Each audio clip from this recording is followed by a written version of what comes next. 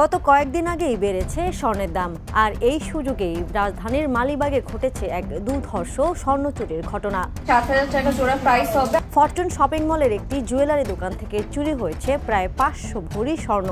ঘটনাটির পর পুরো শপিং মলে ছড়িয়ে পড়েছে আতঙ্ক। বুধবার রাতে মালিবাগের ফরচুন শপিং মলের একটি জুয়েলারি দোকান থেকে এই স্বর্ণ চুরি হয়।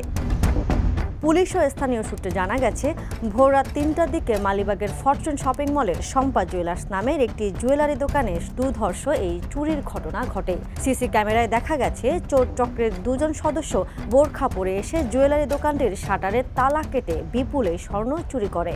দারোয়ান আমাকে ফোন দিয়ে বলে, আপনার একটু দোকানের সমস্যা, আপনি আসেন। আমি এসে দেখতে পাই আমার দোকানে কিচ্ছু নেই।